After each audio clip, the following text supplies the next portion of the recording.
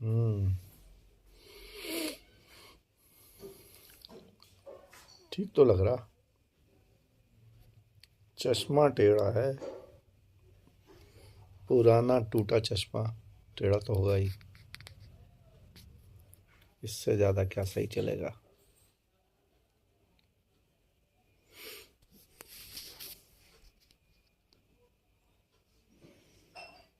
और सूरत भी इससे ज्यादा क्या ही सही लगेगी। इतनी ही सही लग रही है, यही क्या कम है। सूरत नहीं, आदमी की सीरत अच्छी होनी चाहिए।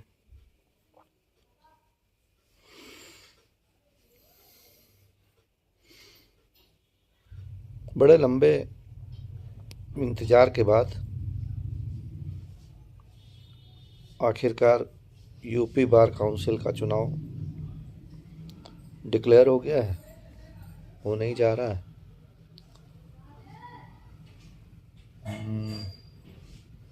कुछ दिन में नामांकन हो जाएगा और जनवरी में पोलिंग हो जाएगी। पोलिंग कहाँ होगा ये भी डिक्लेयर हो गया है। जहाँ तक अभी तक हमें ये समझ में आया है, लोगों को किसको वोट देना है, कैसे वोट का तरीका है, ये प्रश्न ज़्यादा उठ रहे हैं।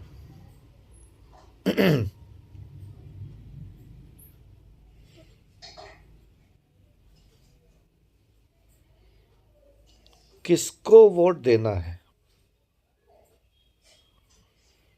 मेरा ख्याल है डिस्ट्रिक्ट का जो जिले का जो चुनाव होता है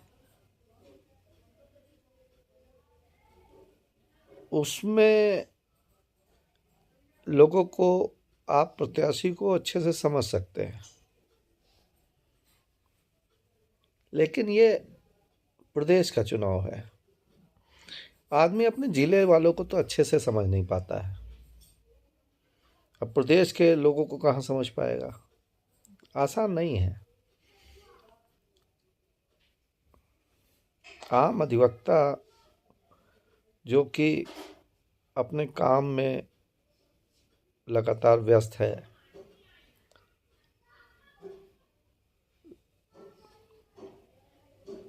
फुल टाइमर जो काम करते हैं, वो नहीं जान पाते हैं लोगों को। उनको सिर्फ इतना पता रहता है कि वो डेली लाइफ में किन किन समस्याओं का सामना कर रहे हैं, कोर्टों में किस प्रकार की समस्या है, लीगल फ्रेटर्निटी में क्या क्या चीज़ें होती हैं। लेकिन जो प्रत्याशी चुनाव में खड़े होते हैं, लोगों को उनके नाम और चेहरे ही नहीं पता होते हैं, कौन आ रहा है। वहाँ जब वोट देने आदमी पहुँचेगा तो उसे बहुत से अनजान नाम मिलेंगे, पता नहीं फोटो के साथ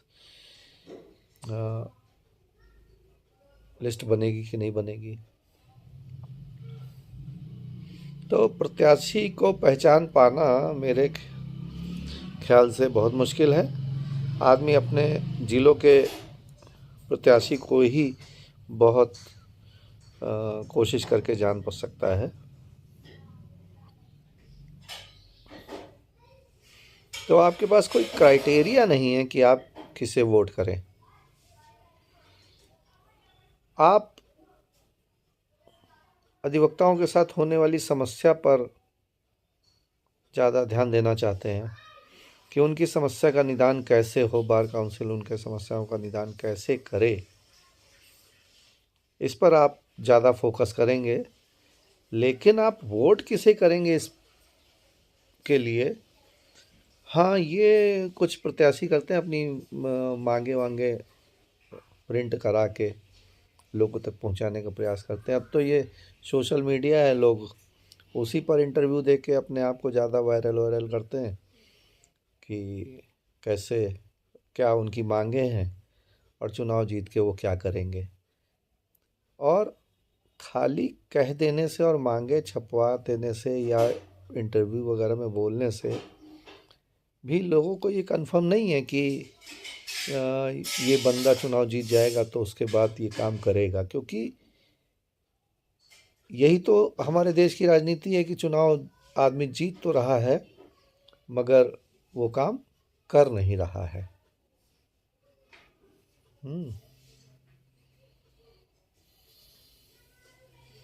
ऐसे में ये बात भी बेईमानी हो जाती है।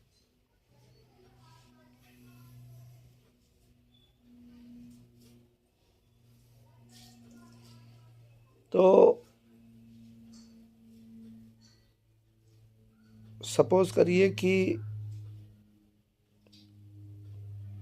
किसी व्यक्ति के संपर्क के जो लोग चुनाव लड़ते हैं, निकटस्थ समीप वाले,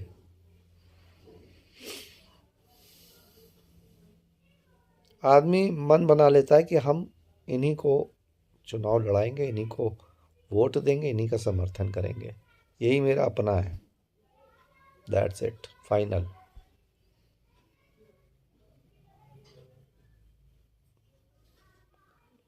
और वो कितनी शिद्दत से, कितने मेहनत से चुनाव लड़ रहा है, ये बात तब फाइनल हो पाती है।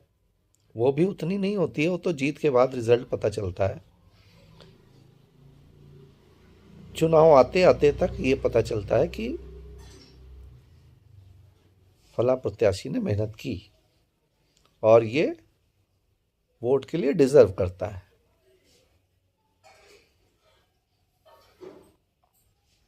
तो इतना तो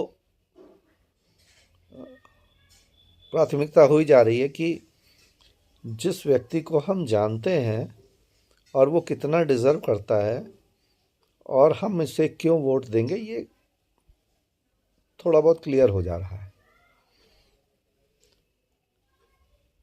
तो पूरे प्रदेश में अगर आइडिया लगाया जाए तो लोग इसी प्रकार से लोकल लोगों को वोट देते हैं और उन्हें वोट देते हैं जो किसी के संपर्क में हैं। आजकल रिश्तेदारों को प्राथमिकता देते हैं, दोस्तों को प्राथमिकता देते हैं।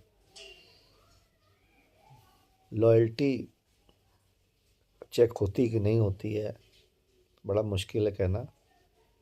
डायरी, कैलेंडर, चाय,